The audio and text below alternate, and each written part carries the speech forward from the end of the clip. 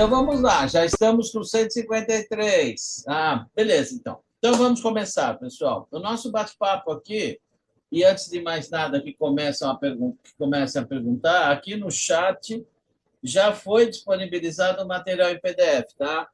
Já foi disponibilizado o material em PDF, tá ok? Então, vamos lá. Bom, hoje o nosso bate-papo, a previsão é de aproximadamente de 2 horas, né? Onde nós vamos mostrar os requisitos da norma da ISO 20000, né? A parte 1, nós vamos falar o porquê, amarrando com as práticas do ITIL, porque elas são, como eu sempre digo, uma espécie de irmãs siamesas, né? E aí, nesse cenário aqui, tem o ITIL V5, que mudou algumas características, não a essência, mas mudou as características do que eles chamam de práticas em função do quê, pessoal? O que vocês acham que teve uma movimentação muito grande com o upgrade do ITIL 5? Qual que foi? Qual foi o grande estímulo para isso? Exatamente, André, inteligência artificial. Exatamente, a inteligência artificial. Hoje nós não temos como fazer qualquer tipo de abordagem no nosso dia a dia corporativo se não tivermos um direcionamento, um approach, um contexto de inteligência artificial, sabe?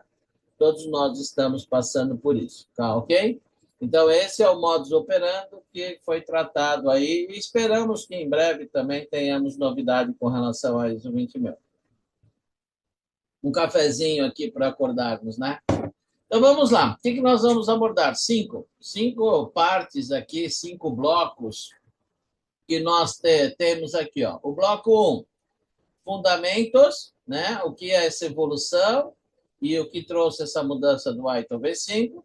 Aí nós vamos entrar já na ISO, tá ok? Que é contexto, liderança, planejamento, que são cláusulas obrigatórias da cláusula 4 a 6.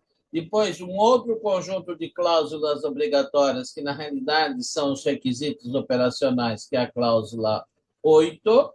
Desempenho e melhoria, cláusula 9 e 10, e uma consolidação, que seria uma espécie de um mapeamento entre esses dois, entre aspas, boas práticas ou frameworks.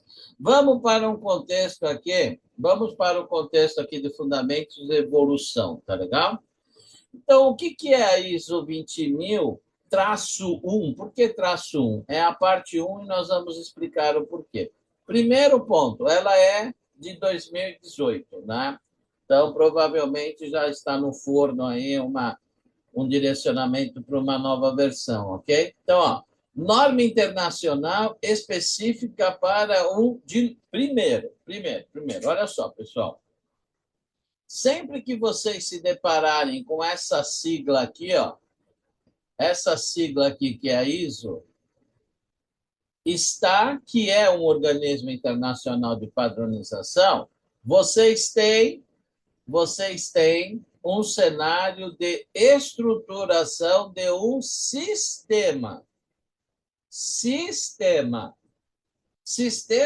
está muito no cenário, né, que nós falamos bastante em governança, em COVID, está no ato de você direcionar a governança. O que eu tenho que fazer?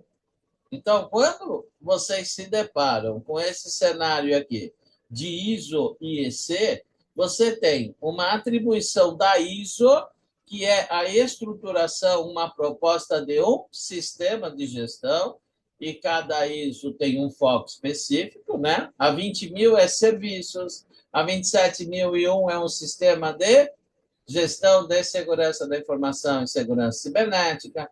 A ISO 22301 é um sistema de continuidade de negócio. A 27701 é um sistema de gestão do quê? Uma gestão de privacidade dos dados pessoais, e aí vai, ok?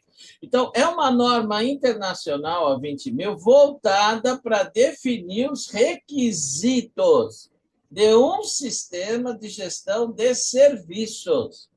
E não só TI, tá ok? Gestão de serviços.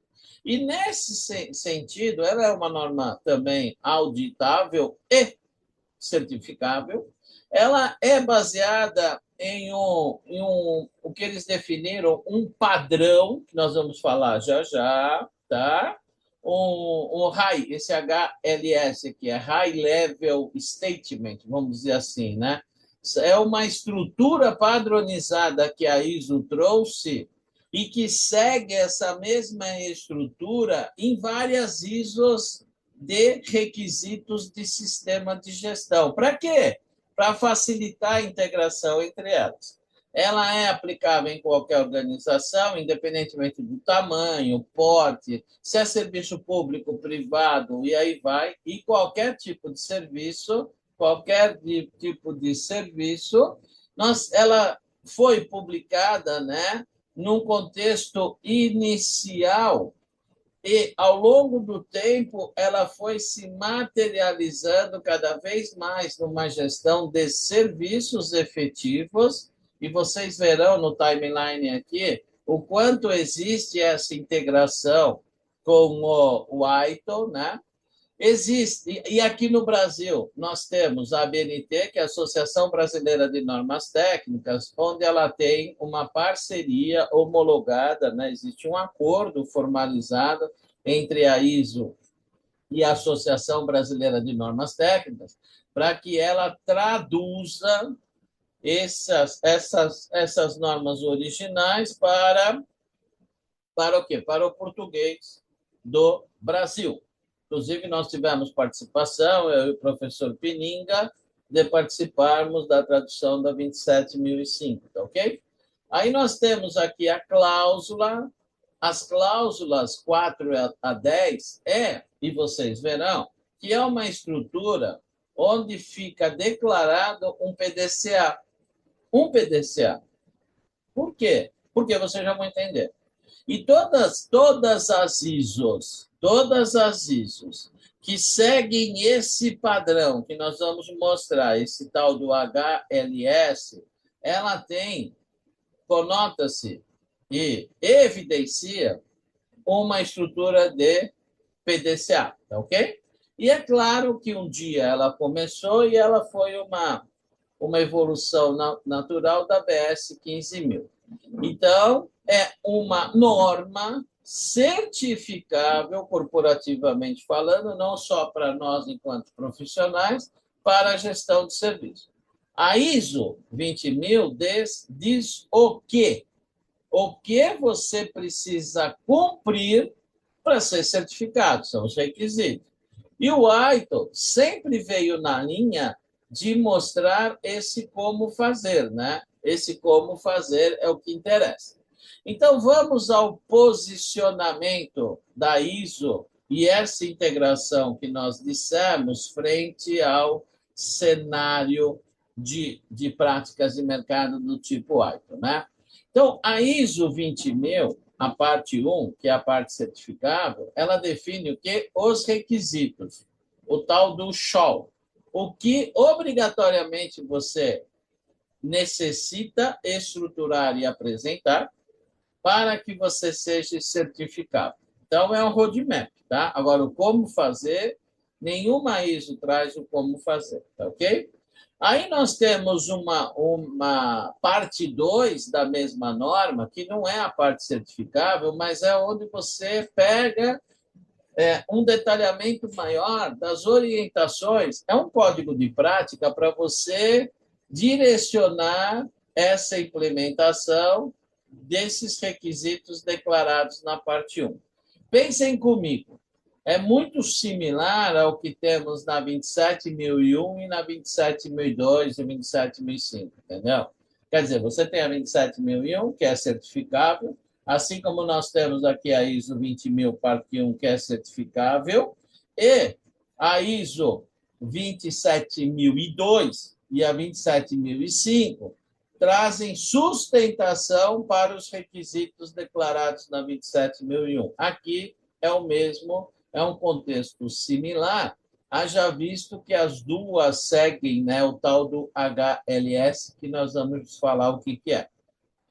E o ITIL, ele sempre se preocupou e trouxe práticas, né? Começou lá atrás com processos, tudo, e isso hoje ele trata como práticas. Essas 34 práticas é o que te direciona a estruturar a efetividade dos processos para que os processos, as atividades sustentem essas práticas de gestão.